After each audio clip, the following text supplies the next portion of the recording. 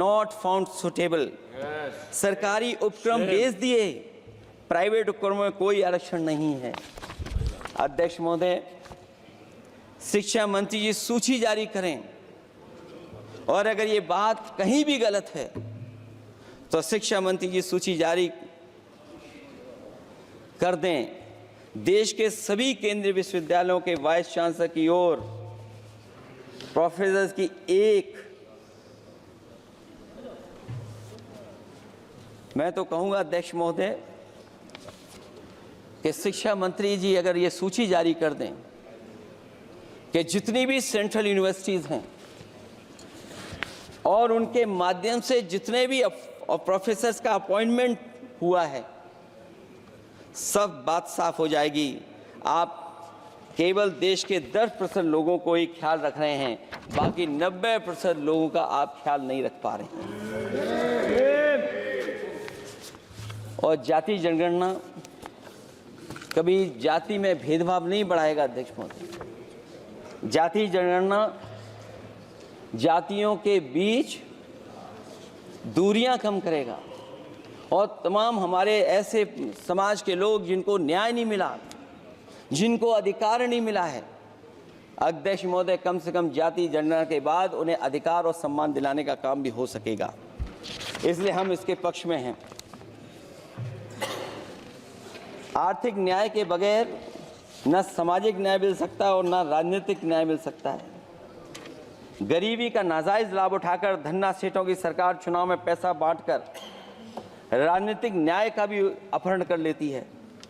कर्ज में डूबी बड़ी आबादी महाजन के दबाव में अपनी इच्छा के खिलाफ वोट देने को विवश हो जाती है।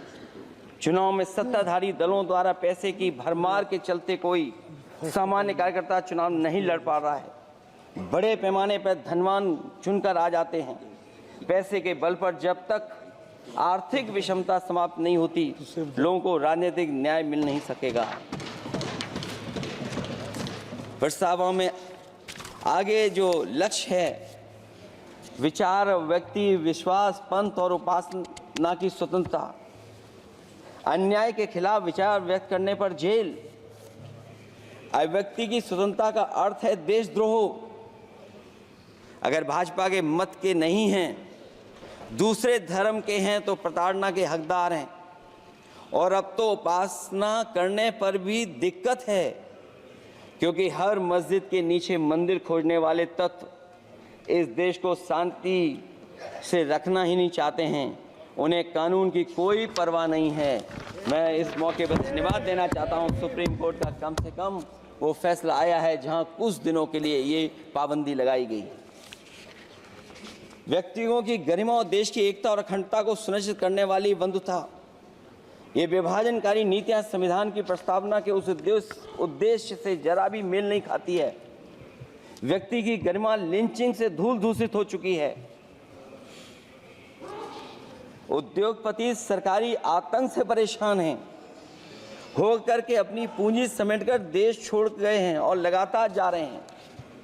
अध्यक्ष महोदय, आज़ादी के बाद उद्योगपति कभी इतने भारत छोड़ करके नहीं गए होंगे, देश छोड़ के नहीं गए होंगे जितने इनकी सरकार में चले गए हैं।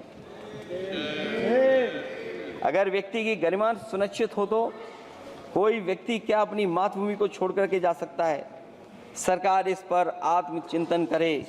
अगर आपसी मतभेद पैदा करके एक दूसरे के प्रति अविश्वास पैदा किया जाएगा तो क्या देश की एकता और अखंडता के लिए एक अशुभ संकेत नहीं होगा?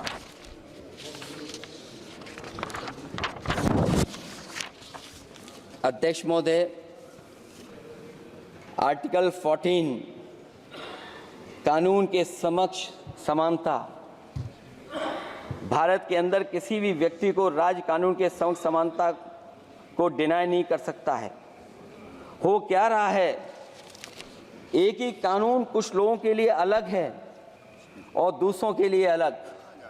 अगर सत्ता पक्ष का व्यक्ति गेरुआ गमछा पहनकर अधिकारियों को गाली दे दे तो जी हजूरी और दूसरा न्याय मांगने जाए तो उसे लाठी, क्या ये अनुच्छेद 14 का अनुपालन हो रहा है? अध्यक्ष महोदय,